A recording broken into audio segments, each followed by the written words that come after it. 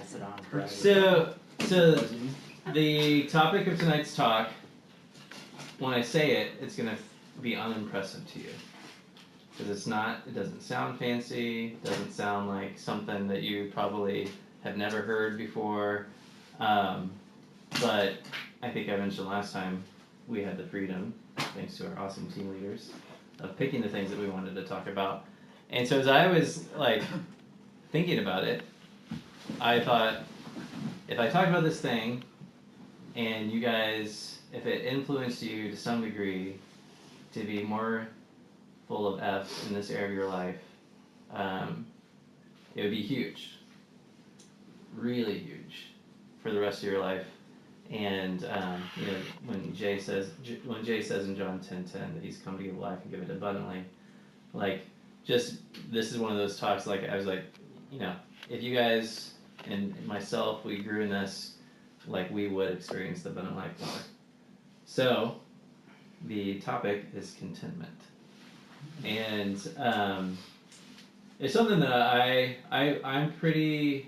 So my story, and we shared our stories, and so I see common threads in y'all's lives. A lot of us are just we keep on wanting to achieve and attain and prove ourselves, and one of the things that does is we become wired to be addicted to positive feedback, and it even comes into our day-to-day life where if good things are happening around me, then I'll be happy. If bad things are happening around me, it'll be really hard to be full of joy, to trust Dad, etc. And so we're just so prone in our flesh to if my circumstances are difficult, then I'll be unhappy, and if my circumstances are the way I want them to be, then I'll be happy. So that's the way we're that's the way we're wired. And it's as I thought about how somebody's life that really illustrates this well is a guy who actually, when you think about the history of men in China, this is kind of good coincidence since we're in China. And we're men. And we're men. And he's a guy. We're doing men. Wow. So many good things. That's Providence. So a guy, anybody want to guess the most influential guy in Uptown Man. In China? Yeah? No. No. Cool guys. The Uptown Lee Man. So his name's Hudson Taylor. So Hudson Taylor, if you were going to guess him, then you're going to be right. All right. So I'm glad, Zach, that you've heard of him, because I described. So I was thinking about him at the beginning of the picnic, because Jordan or Joel or both of us, I can't remember. So many guys we've talked to. There's 2 or 3 people I met that were like, "Hey, my grandma was cool. Not my parents, my grandma." And it's just, even from when my family was here 8 years ago and 10 years ago, that happened like half dozen times. Where it's not my parents, but my grandparents, and that there was some type of history, and then Mao, the kind of the ramifications of that really changed that. And so it's Dad gets all the credit, but a lot of that can probably be traced back to this guy named James Hudson Taylor. James Taylor. So his name is James Hudson Taylor. So I have my phone up because I didn't want to. So some of these facts are pretty astounding. So he lived in the 1800s. He ended up spending 50 years in China. He began as a men called the China Inland Mission. Was responsible for bringing over 800 missionaries to the country during his lifetime. So he was quite the recruiter, very full of vision, a lot of vision. His group started 125 schools and 300 stations of work with over 500 indigenous helpers in all 18 provinces, which directly resulted in about 18,000 conversions. So you think about that. That's quite the effect. He was known, it was kind of unusual at his time, for really what's the word? So becoming one, like really becoming immersed in the culture. What's Integrating? Stop sign? integrating is probably good. Anyways, yes. Assimilate. Yeah. Okay. So he dressed like the natives. Like in the back in the 1800s, that'd be like pretty different than how people dress now. He learned like 3 different versions of Chinese, Mandarin, and a couple others. Was able to preach in all 3 versions. Translated the entire New Testament in one of those. And so one historian, I think that has to be a cool historian to say this, but kind of summarizing his life. Oh, before I share this quote. So even non-cool historians talk about that he was one of the most influential Westerners in China in the 1800s because of he kind of led a crusade against opium. So he was like really influential in even like, things other than conversions. But a historian said about him, quote, "No other M in the 19th century since the Apostle Paul has had a wider vision and has carried out a more systemized plan of evangelizing a broad geographical area than Hudson Taylor." So quite the dude. But Where's he from? he's from, yeah, England, yep. So, but I wanted to. So his life was not an easy life. So he became cool at 17. He hadn't been a believer, even though his parents were. It's really cool. His mom devoted herself to like, all of a sudden, like, it got to the point where she decided like she's going to become really serious about rapping and fasting for him. And so at age 17, he ended up PRCing. So as a 17-year-old, he felt Dad's call to go to China. And so for the next 4 years, he prepared himself to go do that. However, something became clear over those 4 years that he was manic depressive. So really struggled with that. Just really manic depressive. It just ended up being kind of a thing that was a reality for the rest of his life. So he ended up getting married. They had 8 children, but sadly lost 4 of their children. He contracted hepatitis at one point and had to go back to England. But he took that as an opportunity to found the China Inland Mission, which he brought back the first team because of being back from hepatitis. He was nearly killed in a riot, so much so that like he was actually, there was like this, like not just like a small riot, this was like a very large riot. Is it Boxer Rebellion? That was like 1890s. Yep. Okay. Maybe. So that might have been it. When did he die? So he died in early 1900s. Okay. So maybe, or maybe the that, I don't know. Anyways, so he was saved by a British gunboat. I'll wait.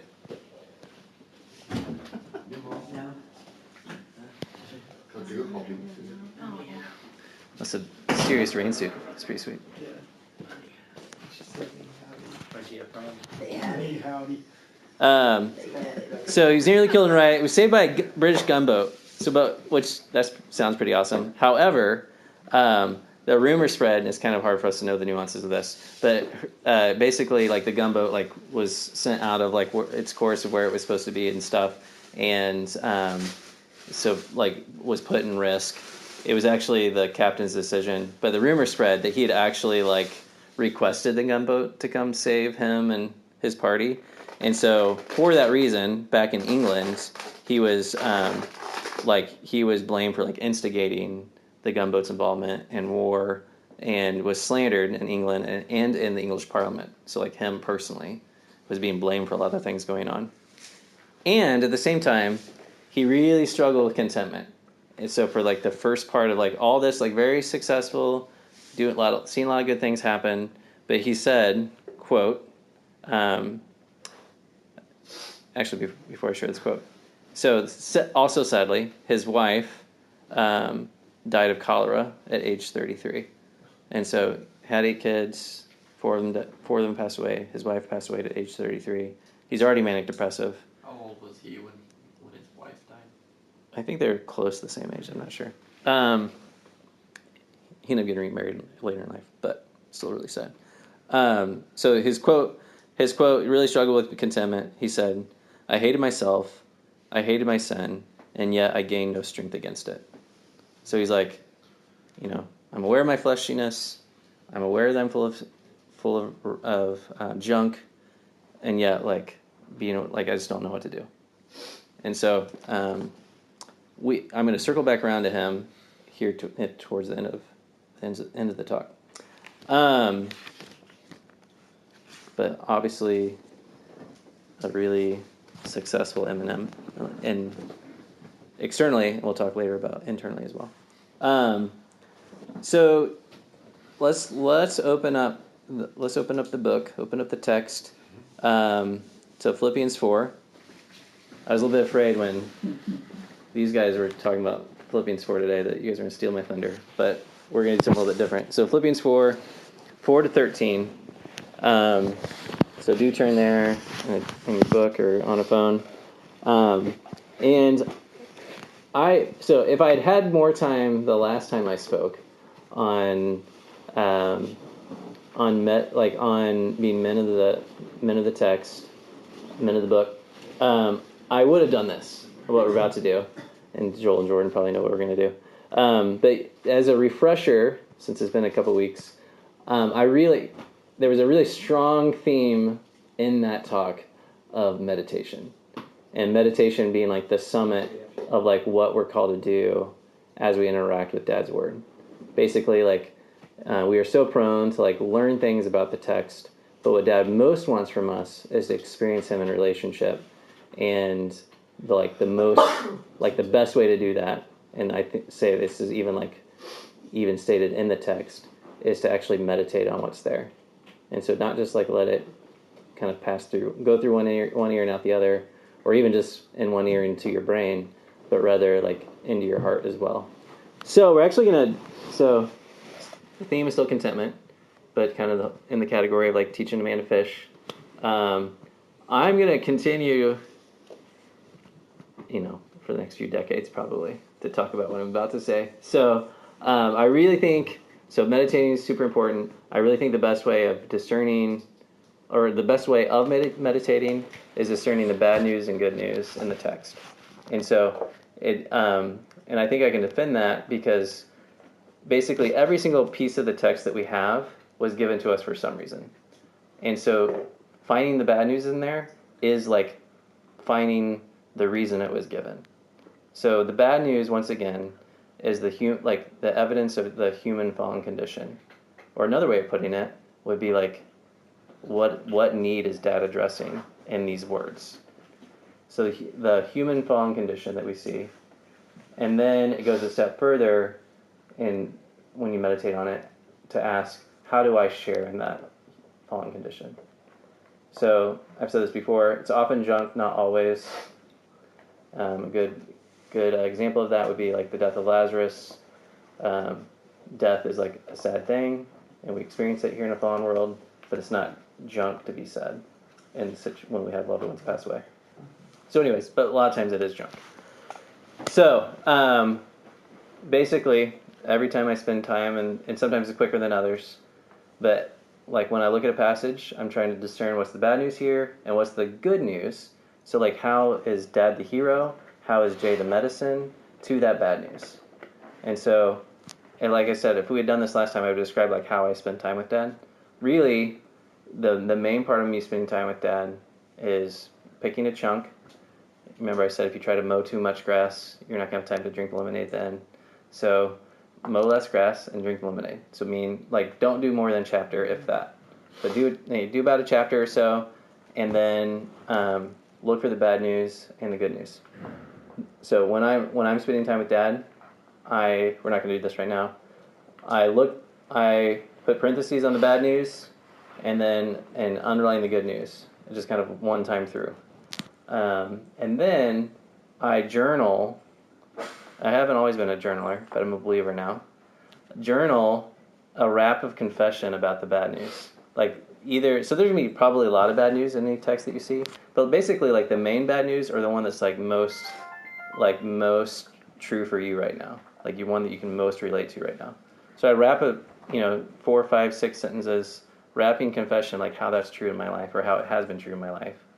Then I wrap, another short paragraph, sometimes longer maybe, of the good news, just PW and Dad, that this is like that he's answered the bad news and like that he's so awesome, and then like in there wrapping that he would help me in the future in this area. So basically, I think Philippians 4 through 13 is both about like has things to say about contentment, but I also want to give you guys kind of another chance teaching Amanda Fish to try this old bad news, good news thing, because one of the things what I like about what he says is I have learned in whatever situation I am to be content. So I think we can take from that, like this is going to be a process, and it was a process for Paul, it's a process for us, and obviously we're going to unpack more of the implications of these verses, but just so that you know that like Paul's not blowing smoke, like he walked the walk in this area of his life. So quickly before I move on, I want to kind of say this isn't saying rejoice in Dad always. I was saying rejoice, like he really means that. At the same time, like rejoicing isn't necessarily like just happy, like being oblivious to the circumstances. So we know that there was times where Jay was sad or frustrated with kind of in a righteous way.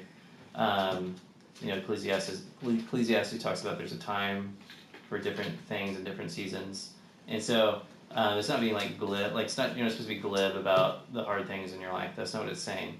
I do think that it's saying that we really are like our goal is to rejoice in Dad, which isn't the same as like just you're always smiling no matter what. Like those are two different things. However, I do think that Paul was joyful, and sometimes I think of him as like this super serious dude that like need to chill out some, because I think a lot of his letters, the tone of it's like very like adamant, but I think to write these words, he had to take rejoicing seriously. Like he was like to rejoice. I mean, he couldn't be any more adamant in verse 4. Rejoice in Dad always. I will say it again, rejoice. And you don't have to turn there. I'm actually gonna use a piece of the text almost as my illustration here. So Acts 16. Don't turn there. Do not turn there. I say again, do not. Because I just want you to listen. I just want you to listen to this. Like, almost pretend like you hadn't heard this story before, about this guy named Paul. And so, by the way, he's writing Philippians probably from prison. So there's another evidence of him walking the walk. So Acts 16, verse 16. So as Paul and Silas were going to the place of wrapping, we were met by so Luke's part of this gang. We were met by a slave girl who had a spirit of divination and brought her owners much gain by fortune telling. She followed Paul and us, crying out, "These men are servants of the Most High Dad, who proclaim to you the way of salvation." And this she kept doing for many days. Paul, having become greatly annoyed, turned and said to the spirit, "I command you in the name of J-Cool to come out of her." And it came out that very hour. But when her owners saw that their hope of gain was gone, they seized Paul and Silas and dragged them into the marketplace before the rulers. And when they had brought them to the magistrates, they said, "These men are Jews, and they are disturbing our city. They advocate customs that are not lawful for us as Romans to accept or practice." The crowd joined in attacking them, and the magistrates tore the garments off them, they're naked, and gave orders to beat them with rods.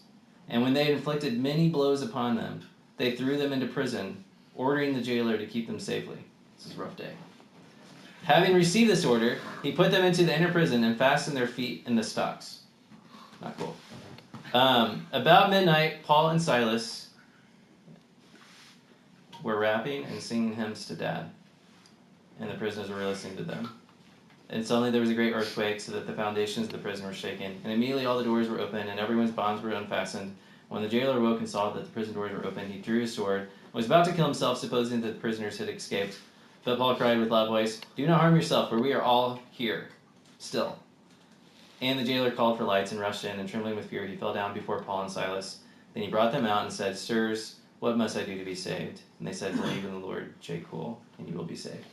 So, I just, something about that image, like, this has been really sticking with me for a few months. Something about the image of, like, they are stripped naked, beaten with rods, like, the crowd is beating them, thrown in prison, feet put in stocks, and, you know, what do? They're singing and rapping. And so, you know, that day, and if there's anybody who'd be grumbling, blaming dad, or, like, you know, tweeting, you know, this is the worst customer service ever. I deserve better than this. And here they are, and what they're doing is they're rapping and singing hymns.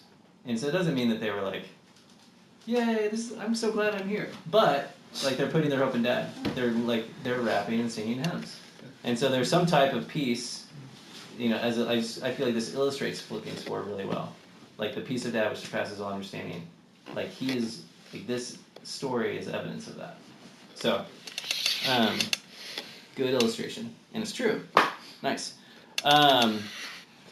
Moving right along. So I've got 8 thoughts, sometimes quotes from not me, about contentment that I think are good, and worth passing along. And some of them will be quicker than others. First thought, Elizabeth Elliot. My hope is Jay and me, not me in different circumstances. My hope is Jay and me, not me in different circumstances. And so I love that. I feel like that so much summarizes what Philippians 4 is saying. And I think, you know, my boys can get upset about things because they're humans. And if I wanted just to, like, make them happy, I could say, "Hey, you can play video games all day today." And that would make them happy. Right, Charlie? Yep. Okay. So, but what happens when the video games come off? Like, their problems haven't vanished. So just because I've, like, changed their circumstances and not addressed, like, the heart issue or whatever the issue is, like, I've only changed their circumstances and haven't addressed the actual problem. And so we do that as adults. Like, we put our hope in our circumstances, and whether that's our sports team or our job or our schoolwork or whether girl X likes us or not or whatever, like, we're putting our hope in a circumstance, and if that circumstance pans out the way that we want, then we'll be happy. But as soon as that's removed, we can see that it's not actually addressed the hard issue of contentment. And so, you know, what are the video games in your life? Another way of putting this, my hope is in Jay, not me in different circumstances, is to say simply that contentment works from the inside out. Paul Tripp says the biggest challenges in life are not what are outside of you, but what's inside of you. He's talking about there is like your fleshy, sinful desires, and so we're very prone to thinking that the challenges you're going to be facing in life are, like, external to you. And he's saying, because of our flesh and our junk that's still here on this side of upstairs, your biggest challenges in life are going to be the war going on inside you. All right. Second thought's related to the first, or maybe another way of stating the first. The reason for okay. If we are ever thinking or acting contrary to what Dad wants for us, we can't blame our circumstances. If we're ever thinking or acting contrary to what Dad wants for us, we can't blame our circumstances. Let me give you some examples. So the first one will be from my life, because I've tried this. Aubrey, I have a short temper right now, and I'm not speaking kindly to the boys because I'm jet lagged. Not true. I can't blame my jet lag. I can't blame my having a short temper and being short with the boys on my circumstances of having jet lagged. What's true is that my jet lag probably made it more obvious that I can't rely upon myself, and I need to rely on Dad. So often our circumstances make it more obvious that we need how we need Dad, because if things are going easy, then it's like, oh, it's trusting myself, and then but when things are harder, it's more obvious that we need to trust in Dad. So another example would be saying, I'm stressed and anxious right now because of a big exam tomorrow. What's actually true is your big exam tomorrow makes it more obvious that you need to rely upon Dad and to cast your anxieties on him.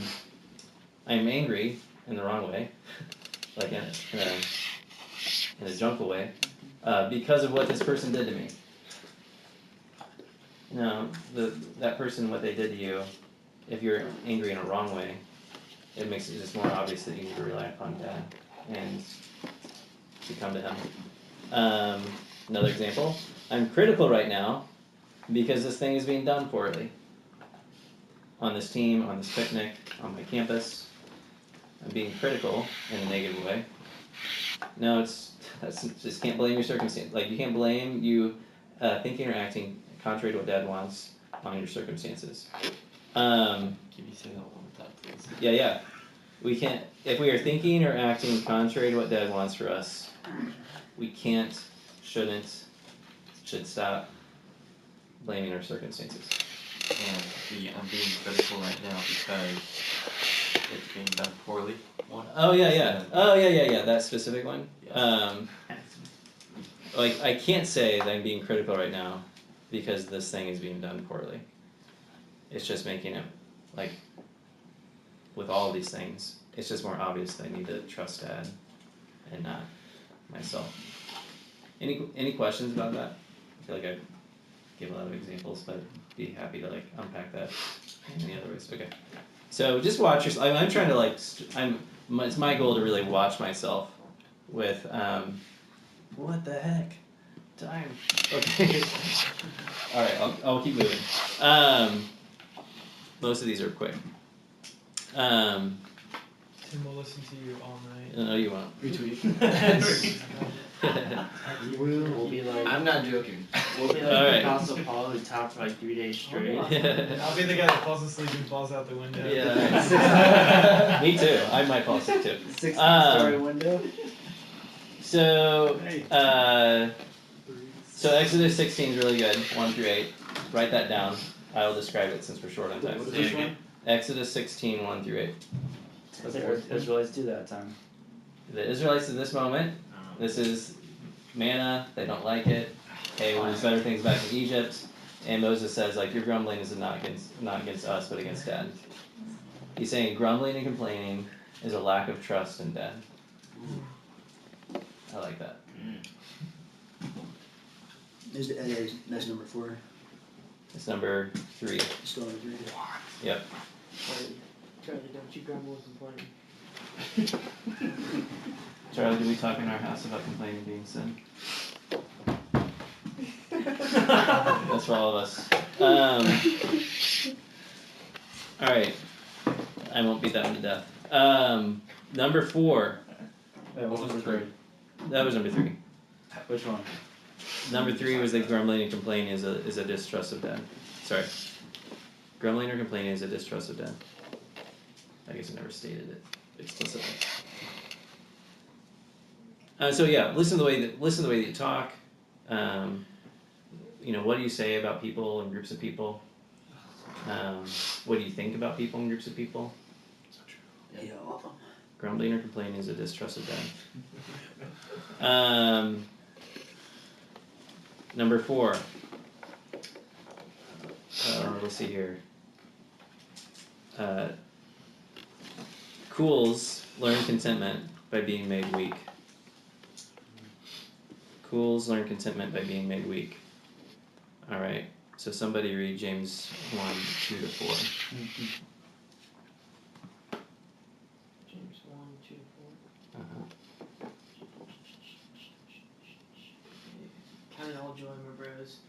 you meet trials of various kinds, for you know that the testing of your produces steadfastness.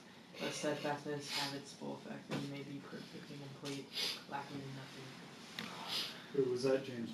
What? 1, 2 to 4. Count it joy, my brothers, when you face trials of many kinds. So, so to be honest, those verses used to annoy me. So what the heck? I don't know.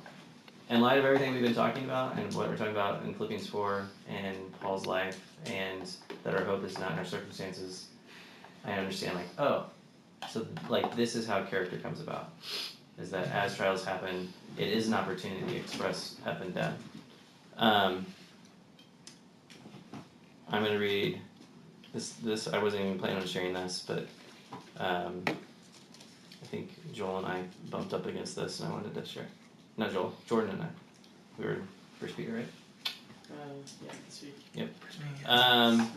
First Peter what? 1 Peter 4:12 FF 12 to 19. All right. You don't have to turn there. I'll read it. Beloved, do not be surprised at the fiery trial when it comes upon you to test you, as though something strange were happening to you. But rejoice, insofar as you share cool sufferings, that you may also rejoice and be glad when his G is revealed. And if you are insulted for the name of cool, you are blessed, because the spirit of G and of Dad rests upon you. But let none of you suffer as a murderer, a thief, or an evildoer, as a meddler. Yet if anyone suffers as a cool, let him not be ashamed, but let him G Dad in that name. For it is time for judgment to begin with the household of Dad, and if it begins with us, what will be the outcome for those who did not obey the G of Dad? And if the righteous is scarcely saved, what will become of the undadly and the junker? Therefore, let those who suffer according to Dad's will entrust their souls to a faithful Creator while doing good. Oh man, that's so good. Let those who suffer according to Dad's will entrust their souls to a faithful Creator while doing good. 4:12 through 19. 4:12. Yep. 1 Peter 4:12 to 19. First Peter. So good news. Dad has a track record of making people like us content in Him. He's a track record of making people like us content in Him. So there's hope for us. Matthew, you want to sit up? Let's go ahead and sit up. Just sit up. I think it'll help. If you sit up on your bottom, there you go. Thanks. I'm not trying to embarrass you. I'm just trying to help. And Augustine says, we are restless until we find our rest in Him. Related to all this. We are restless until we find our rest in Him. You're still under 4? Or? Yep. Okay. Number 5. Contentment rests in Dad's providence. So we're going to talk about providence for a few minutes. That'll be quick. We can start right at 7:30, so keep trucking. Contentment rests in Dad's providence. Embrace Dad's providence. Dad is not disconnected with what's happening in the world today. We need to trust that everything that's happening, I don't think you should share the Dad works all things together for the good with someone at a funeral. However, it's true. So providence, a few thoughts. Nothing escapes Dad's providence. There's nothing that happens that is not under the umbrella of Dad's providence, including the minute details of life. Nothing. Secondly, nothing hindered Dad's. These are subpoints. Nothing hinders Dad's providence.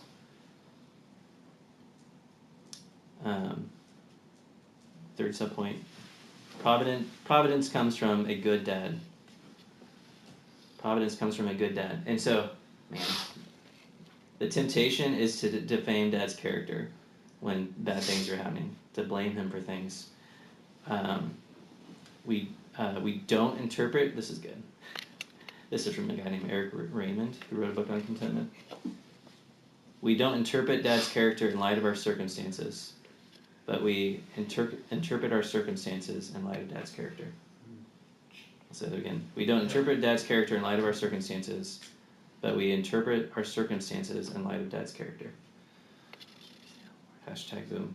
We don't interpret Dad's character in light of our circumstances, but our circumstances in light of Dad's character. Dad is good. He's wise.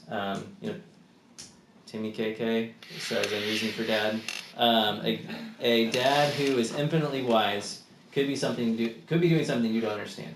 Best example ever: the cross. seemed like you literally could not think of something worse than Jay dying. Like you just could not think of anything worse if you're one of the Diskers. Like this is the worst.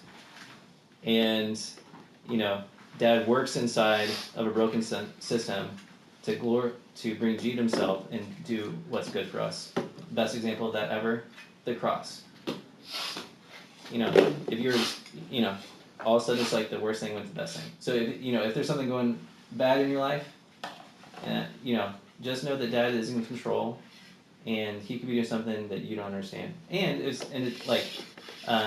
doesn't mean that. And I don't think it always means in the Dad works together, all things together for the good. That's necessary. Like that was written as a plural, so it could be for the good of like overall cool body. So sometimes we like take one for the team, I think, and that's a hard way of putting it, but I think it's probably true. Man. I'm gonna save that. Alright. So Jay is suffering on the cross. Says, Dad has forsaken me. Like so great is his the pain of not just physical, but this SP reality of pain for all junk of all time. I think there's a physical ramification of that. Cries out why have you forsaken me? And Jay was forsaken for us. He said, he cried out, why have you forsaken me? So that we can cry out, you've never forsaken me. And if you think about, thought 6. Eric Raymond said this, it's hard to complain and grumble when you remember that you deserve hell. So we literally, I think we forget this, because, especially if we've been cool for a while, on our own, we were enemies of Dad, and what we deserve from a just Dad would be hell. Eternal separation from him. And so, it's hard to complain and grumble when you remember that you deserve hell. And in contrast to that, Romans 8:32, I won't put you on the spot. He who did not spare his own son, will he not graciously give us all things? Good point at you, but I didn't know the exact. I know, I knew you. So, so Romans 8:32, he who did not spare his own son, won't he graciously give us all things? So we deserve hell, and he graciously gives us Jay and everything we could ever want. That's pretty nice. Alright, the last two are going to be circling back around to... That was 6? That was 6. I thought that Last... was 7 and 8.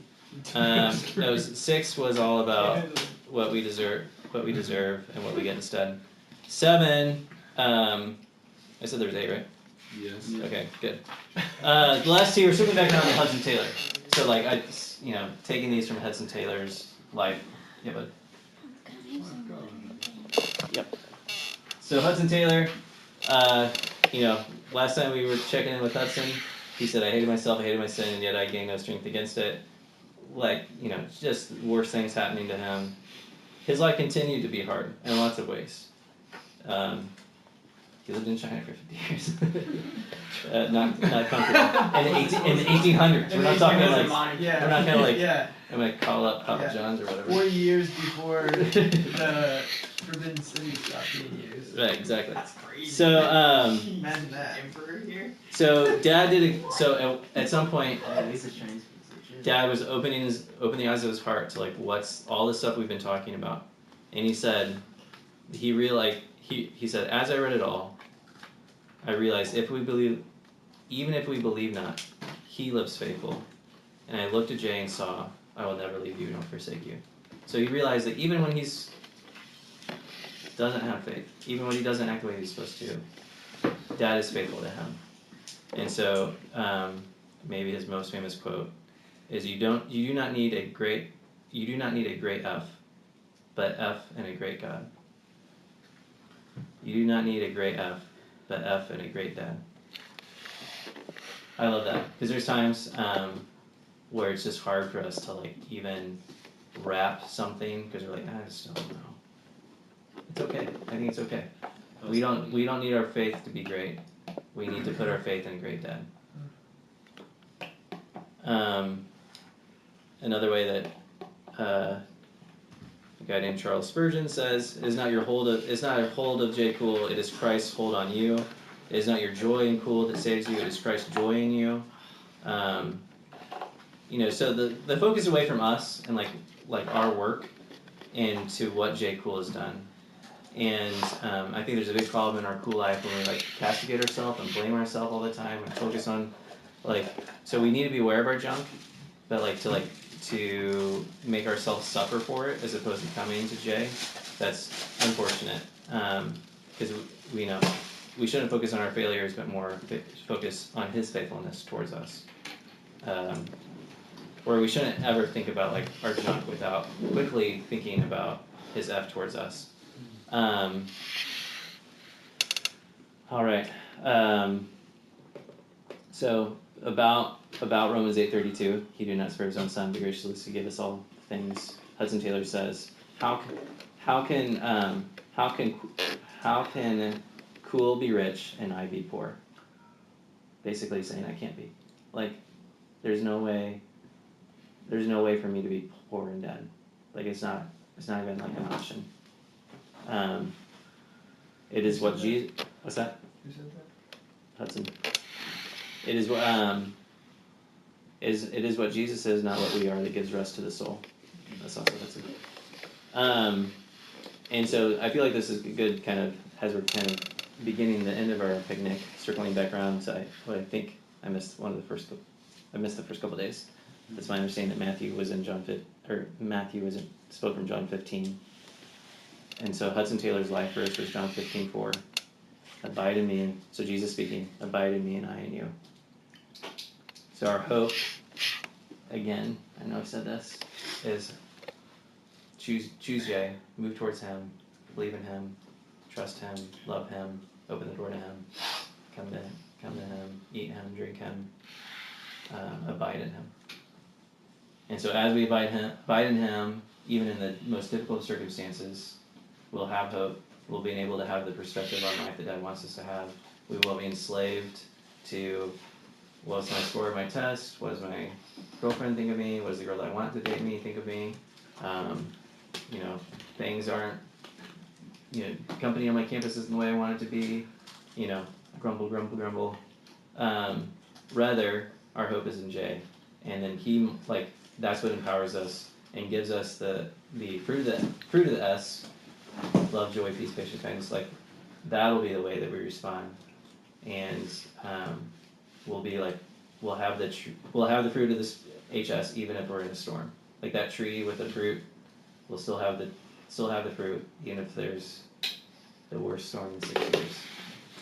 Is that the last point? Is our hope is in Jay? Yeah. So the last point is really there's lots of different ways of putting it, but is what Jesus says, not what we are, that gives rest to the soul. Abide in Jay. That was great, Tim. I got a good laugh out of it. So, students on campus and Zach read In news articles. this is the worst storm in 6 years in Beijing. You're But it's kidding. like a normal. It'd be like a week in Oregon. Yeah. So, 6 years. so They're expecting 3 inches of rain. Could you state Over them 2 briefly days. one more time? Batten down the hatches. yeah, it is what Jesus is, not what we are, that gives rest to the soul. That's a direct quote from Hudson. Yeah, we're look at The basic outside point and, is actually building John an ark. 15:4. Abide in Jay.